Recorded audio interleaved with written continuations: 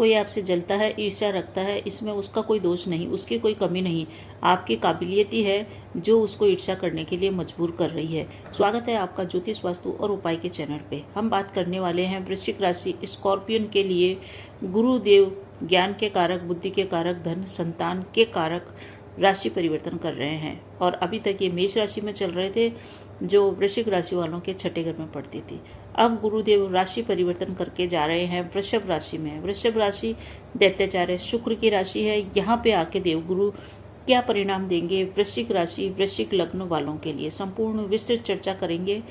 Channel पे अगर आप पहली बार आए तो प्लीज़ मेरे चैनल को सब्सक्राइब कीजिए और सभी से विनती है कि कमेंट में ओम नमः शिवाय अवश्य ही लिखिए।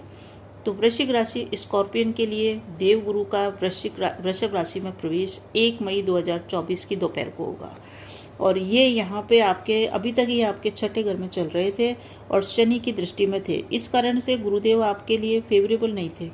किस तरह से फेवरेबल नहीं थे? ये आपके कार्यों को डिले कर रहे थे। आप मेहनत तो बहुत कर रहे थे, धन प्राप्ति के प्रयास तो कर रहे थे, बहुत अधिक आप जागरूक थे अपने कर्मों के प्रति, परंतु परिणाम नहीं आ रहा था, डिले से आ रहा था, कम मिल रहा था।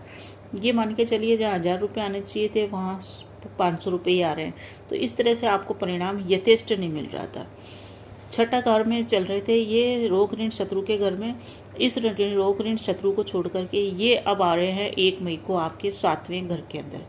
7वां घर होता है हमारे लाइफ पार्टनर का, बिजनेस पार्टनर का और हमारे मित्रों का भी यही घर है। यहाँ पे आ रहे हैं, विवाह का भी यही घर है। यहाँ पे आके गुरुदेव क्या परिणाम देंगे? परिणाम इनकी दृष्टियों के ऊपर निर्भर करता है। देवगुरु के पास 3 तरह की दृष्टियाँ हैं, 7वीं दृष्टि, 5वीं दृष्टि और 9वीं दृष्टि। तो 7वें में आकर के ये 3 घरों को प्रभावित करेंगे और एक जिस घर में है उसको प्रभावित करेंगे। विस्तार से हम बारीकी से जानेंगे कि 7वें घर में आके ये आपको क्या देंगे। इनके 7वें घर में आने से सीधी दृष्टि आपके पड़ेगी आपके लग्न पे। लग्न यानी आपका शरीर, आपका व्यक्तित्व, आपका ऑरा। तो आप इस गोचरकाल के अंदर सबसे बड़ा परिणाम जो आपके अंदर आएगा वो ये होगा कि आपकी बुद्धिमत्ता का स्तर बढ़ जाएगा। आप इंटेलिजेंट होंगे, धार्मिक भावनाएं आप में जागृत होगी, धार्मिकता और आध्यात्मिकता की ओर आपकी ओर झुकाव होएगा। आप ईमानदारी से कार्य करेंगे और हर जगह आपका सम्मान भी होगा, क्योंकि जिस प्रकार से गुरु जहाँ जाता है उसका सम्मान होता है, उसी प्रकार से आपके व्यक्तित्व में गुरु का प्रवेश हो रहा है। तो जहाँ भी जाएंगे आपको नेम और फेम दोनों मिलने वाले हैं। सामाजिक रूप से आप काफ़ी सक्रिय रहेंगे और समाज में आपको लोग बाग जानेंगे, पहचानेंगे, आपका प्रभाव समाज के लोगों पर पड़ेगा। अभी तक आप नास्तिक थे तो आस्तिक हो जाएंगे और अगर आप आस्तिक थे तो और ज़्यादा आप में धार्मिक भावनाएं प्रबल होएगी। धार्मिक यात्राओं के योग भी प्रबल रूप से बने हुए हैं। आप किसी धार्मिक स्थान की यात्रा अपने जीवन साथी, मित्रों या अपने परिवार के साथ करने वाले हैं। हर कार्य को आप उत्साह से करेंगे और बहुत ही अधिक जागरूक और क्रियाशील रहेंगे अपने कर्मों के प्रति। समाज का भी भला करने के आप में इच्छा जागृत होगी। आसपास के लोगों की भी हेल्प करना चाहेंगे और ऐसा कार्य करेंगे कि आप उसमें अपनी जी जान लगा देंगे, एफर्ट पूरा डालेंगे जो भी आपका कार्य क्षेत्र है। आपके अंदर विनम्रता का भाव बढ़ेगा, बुद्धिबल, ज्ञान सभी कुछ बढ़ेगा और काफ़ी विवेकशील रहेंगे, क्योंकि गुरु ग्रह हमारे जीवन के अंदर ज्ञान, धन, संतान, भाग्य, जीवन साथी, विनम्रता, दया, पति, इन सभी के कारक हैं और हमारे संस्कार के भी कारक हैं। तो वृश्चिक राशि वाले काफ़ी संस्कारी रहेंगे, जिसके कारण भी इनको आसपास के लोगों में, समाज में इज्जत मान सम्मान मिलने वाली है। अब हम बात करते हैं गुरु की दृष्टियों की। गुरु की एक दृष्टि तो लग्न में पड़ रही है जिसका मैंने वर्णन कर दिया। अब 2 खास दृष्टियाँ हैं जो कि बहुत ही चमत्कारिक होती है, इसकी बहुत ही अमृतमयी होती है और बहुत शुभ परिणाम आपको मिलने वाला है। पहली दृष्टि है 5वीं दृष्टि। 5वीं दृष्टि आपके गुरु की पड़ रही है आपके 11वें भाव पे। अब 11वां भाव हमारे जीवन में किसका है? 11वां भाव हमारे इनकम का है, मनोकामनाओं की पूर्ति का घर है। बड़े भाई का भी यही घर है, पुत्र वधू का भी यही घर है। यहाँ पे देवगुरु की अमृतमयी दृष्टि पड़ने से बड़े भाई के साथ जो अनबन थी वो दूर होगी। बड़े भाई से आपको सुख की प्राप्ति होगी।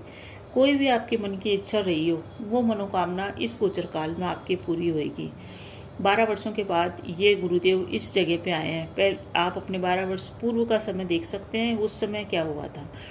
तो अभी के ग्रह गोचरीय स्थिति के आधार पे सूर्य और शनि सभी की स्थिति के आधार पे देखें तो ये आपके इनकम में बढ़ोतरी के साथ साथ आपके आय प्राप्ति के प्रयास जो अभी तक सफल पूरी तरीके से नहीं हो पा रहे थे, वो अब आपको हर कार्य में सफलता मिलेगी। आपको व्यापार में, बिजनेस में नए क्लाइंट मिल सकते हैं, नया ऑर्डर आपको मिल सकता है। बिजनेस पार्टनर से आपको 2 चीज़ों का ध्यान रखना है अगर आपका पार्टनरशिप में व्यापार है। पहला तो ये है कि आपको बिल्कुल भी पार्टनरशिप के अंदर पार्टनर का चुनाव करने में जल्दबाजी नहीं करनी है, और अगर आपने पार्टनर का चुनाव किया हुआ है तो उस पे पेपर वर्क करते समय उसके ऊपर आंख बंद करके विश्वास न करें। ये आपको सावधानी रखनी है, क्योंकि इस समय गोचर काल में आपका सिर्फ एक ही लक्ष्य होएगा। जिस प्रकार से अर्जुन का एक ही लक्ष्य था कि मछली की आंख, उसी प्रकार से आपका एक ही लक्ष्य होएगा इस गोचर काल में पूरा 1 वर्ष। कब तक? 1 मई 2024 से 15 मई 2025 तक एक ही लक्ष्य होएगा, वो है गेन प्राप्त करना, लाभ प्राप्त करना, पैसा बनाना। तो जिस भी कार्य में आप हाथ डालेंगे, आपका लक्ष्य यही होएगा कि कैसे प्रॉफिट आए, कैसे आपके मनोकामनाओं की पूर्ति हो, कैसे इनकम बढ़े, कैसे पैसा बनाए, कैसे संचित हो, और इन सभी कार्यों में आप सफल होंगे। बस पार्टनरशिप में आप थोड़ा सा ध्यान रखें। गुरु की एक और दृष्टि है जो आपकी बहुत ही बढ़िया दृष्टि होती है, 9वीं दृष्टि, जो अमृतमयी होती है और बहुत महत्वपूर्ण होती है गुरु की दृष्टि। क्योंकि ये दृष्टि अगर कालपुरुष की कुंडली में देखें तो भाग्य की दृष्टि या भाग्य भाव के गुरु होते हैं। आपकी 9वीं दृष्टि वृश्चिक राशि वालों के 3रे भाव पे पड़ रही है। 3रा भाव है हमारे जीवन में हमारे छोटे भाई बहनों का, हमारी कुशलता का, हमारे पराक्रम का, हमारे धैर्य का।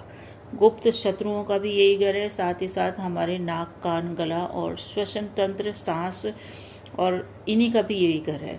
यहाँ पे गुरु की बहुत ही अच्छी अमृतमयी दृष्टि पड़ रही है। इसके कारण आपकी ट्रैवलिंग होगी, क्योंकि छोटी यात्राओं का भी यही घर है। तो छोटी मोटी ट्रैवलिंग आपकी यहाँ पे 1 मई के गुरुदेव के आने से होगी। कई यात्राएं करेंगे आप छोटी छोटी सी। और अगर आप ऑनलाइन काम करते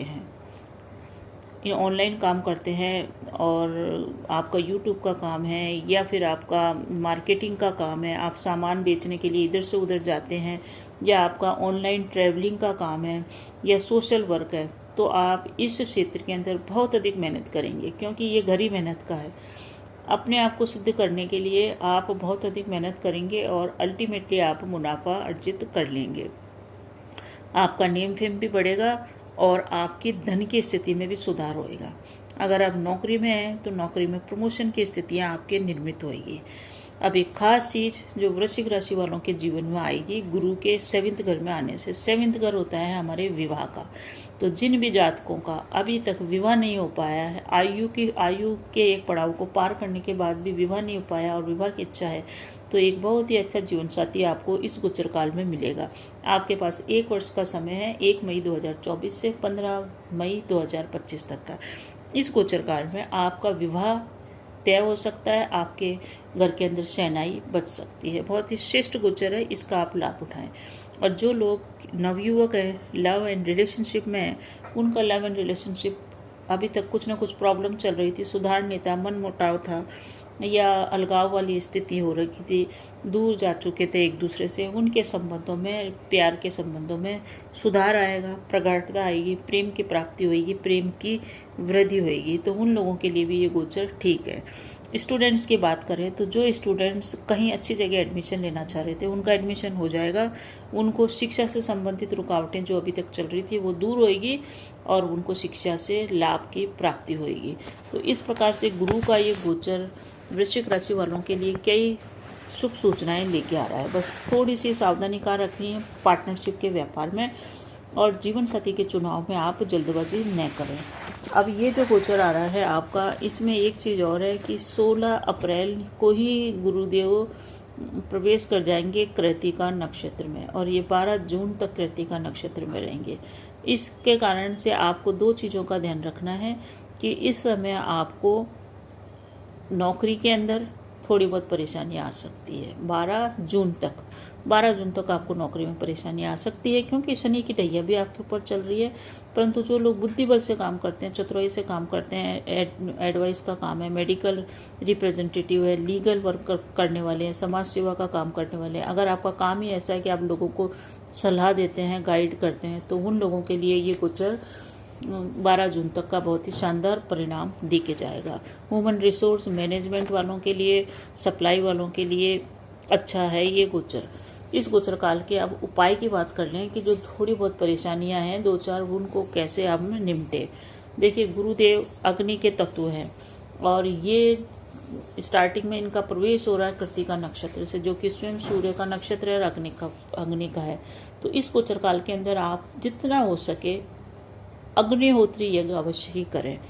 यज्ञ के अंदर आप एक छोटी सी 10 मिनट का टाइम लगेगा आपको, आप हर गुरुवार को करिए ये पूरे 1 वर्ष तक। इससे आपके सारे कार्य इतने द्रुत गति से संपन्न होंगे कि आपने सोचा भी नहीं होगा।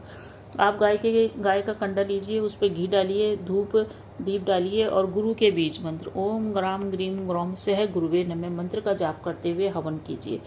इस प्रकार से हवन करने से देवताओं को कुछ न कुछ मीठा अर्पित करने से हमारी बात सीधे देवताओं तक पहुंचती है, क्योंकि अग्नि हमारे और देवताओं के बीच में पुरोहित हैं, वो हमारी बात सीधे देवताओं तक पहुंचाते हैं। एक तो ये चीज़ ध्यान रखिए। दूसरा ये है कि जितना हो सके इस गोचर काल में विष्णु सहस्त्र नाम का पाठ आप अवश्य कीजिए, और विष्णु सहस्त्र नाम के साथ साथ जो पीली गाय होती है उसकी सेवा आप कीजिए। इन उपायों को करके आप श्रेष्ठ परिणाम प्राप्त कर सकते हैं। अभी तक आपको मेरा चैनल पसंद आ रहा है तो प्लीज़ कमेंट में जय श्री राम, ओम नमः शिवाय अवश्य लिखिए और इसे एक न एक व्यक्ति को अवश्य